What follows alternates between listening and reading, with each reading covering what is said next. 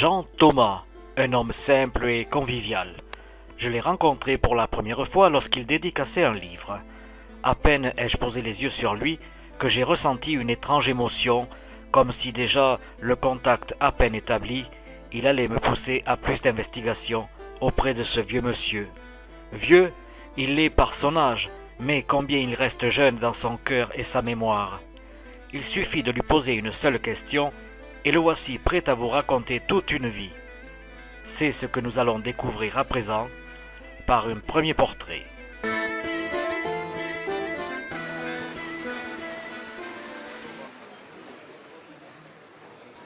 Vous êtes installé depuis quelle heure là? Depuis 9 heures, on est là. Depuis 9 heures, on a vendu pas mal de livres déjà, plusieurs livres. Ça se passe très bien. Bonne dédicace, des gens très sympathiques. Mon père passe du temps pour parler, pour expliquer la situation. Alors bon, les gens veulent avoir un peu plus de renseignements.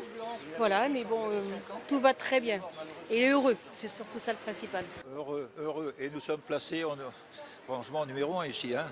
Carrefour nous a vraiment fait un emplacement vraiment idéal. Et je crois que ma mission n'est pas terminée. Je pense que j'ai encore beaucoup de choses à faire. Béatrice, vous êtes une fervente lectrice de Jean Thomas, n'est-ce pas? Ah ben oui, je l'ai connu à Colomiers, j'ai lu le premier livre, ça m'a bien plu qu'à son âge, qui est très jeune encore.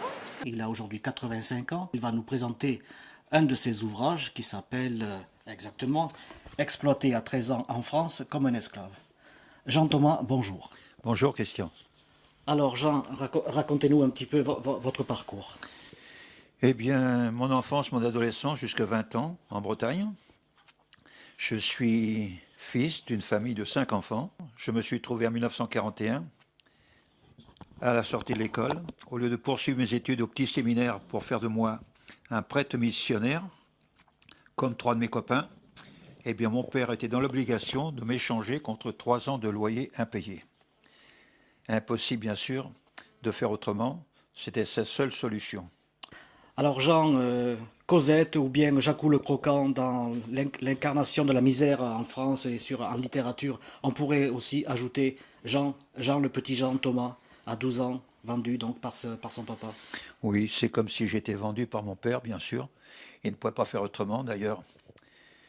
Pendant 5 ans, il m'en a voulu parce que il se voyait expulsé. Et moi, j'ai vraiment été marqué à vie, je peux dire. De 13 à 15 ans, de 1941 à 1943, j'ai été exploité de 15 à 20 heures par jour dans cette ferme Bagne. Oui, alors Jean, excusez-moi, je vous coupe, mais en fait, jusqu'à l'âge de 12 ans, bon, vous êtes pauvre, dans une famille très pauvre, vous arrivez quand même à obtenir 3 certificats d'études. Oui. Donc, en principe, au bout de ces 3 certificats d'études, vous pensez avoir une vie qui va rayonner grâce au séminaire. Et puis alors là, qu'est-ce que vos parents ont prévu? Vous rentrez chez vous, qu'est-ce qui se passe?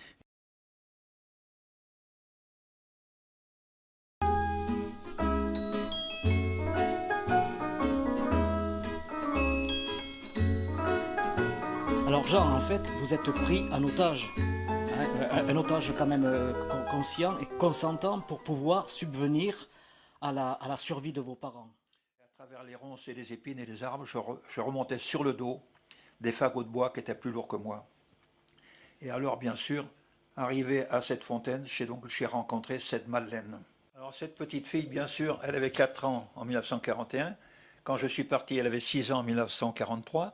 Je l'ai retrouvée en 2008 pour fêter mes 80 ans. Elle avait 71 ans. J'ai beaucoup, beaucoup pleuré, vous savez, de 13 à 15 ans. Ça a été pour moi une vie vraiment, c'était un véritable calvaire, un chemin de croix sans fin. Je ne voyais pas le bout, je ne voyais pas comment me sortir de cette ferme Bagne. À peu près 110 kilos, mon père, c'était un grand bonhomme, grand costaud. Et il est venu, bien sûr, et mon patron, prisonnier, l'a pris en face à face. Il lui a dit, qu'est-ce que vous avez fait avec votre fils? La faucheuse, les bœufs, faire le foin, faire les moissons, tout ce qui s'ensuit.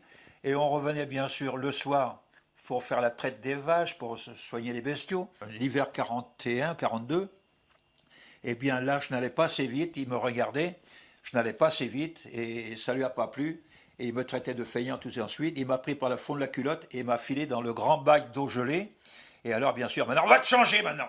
Il m'a dit, voilà, c'est ça. La parole, c'était comme ça, va te changer maintenant. De toute façon, la Bretagne profonde était quand même très arriérée par rapport aux autres provinces. Exactement, Hein, on c'est bien était ça. très arriérés. Ben, disons que j'ai connu l'électricité, moi, disons, à l'école, si vous voulez.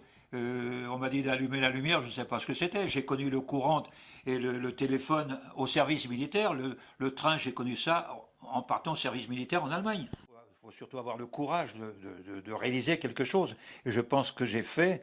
Mon enfance, mon adolescence ont prouvé que quand on veut, on peut. Hein. Quand on veut, on peut. Et malgré tout, sans diplôme, sans métier, j'ai quand même gravi toutes ces marches. Et j'ai bien sûr beaucoup, beaucoup voyagé. Et je me suis cultivé auprès de tous ces personnages beaucoup plus cultivés que moi. Alors Jean, en guise donc d'une première conclusion, cet ouvrage, exploité à 13 ans en France comme un esclave, comment peut-on se le procurer? Eh bien, cet ouvrage ici, exploité à 13 ans comme un esclave, vous pouvez le trouver dans mon association que j'ai créée, Les Mémoires écrites, association Les Mémoires écrites à Colomiers. Et bien sûr, donc il existe le site internet. Oui, sur le site internet, oui. Voilà. Et je compte sur toi, Christian, pour faire une tournée en Bretagne et nous reverrons certainement cette langue bretonne que beaucoup de personnes, surtout les gens du Midi, ne connaissent pas. Au revoir Jean. Au revoir, Christian. Merci.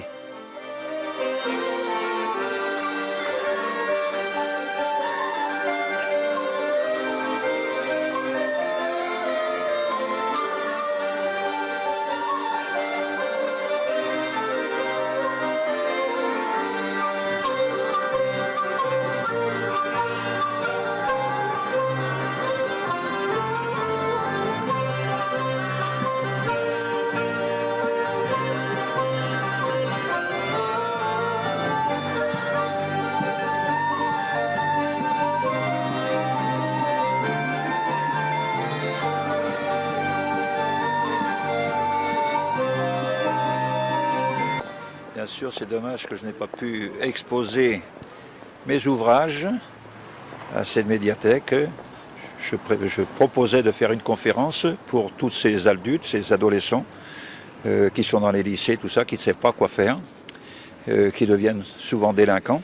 Et alors, j'avais proposé de faire, bien sûr, une conférence pour tous ces jeunes ici, mais on me dit, bon, on verra dans 6 mois, tout est pris dans 6 mois. Oh, vous savez, vous n'êtes pas tout seul. Hein, vous n'êtes pas tout seul à avoir une vie comme ça. Alors j'ai dit, bon, vous savez, j'ai tellement été écœuré que cette médiathèque, j'ai dit, bon, c'est pas pour moi, alors que j'habite Colomiers, bien sûr, et j'ai ma fille qui est là depuis 35 ans. Alors vraiment déçu, et on verra bien, mais enfin, je poursuis mon chemin.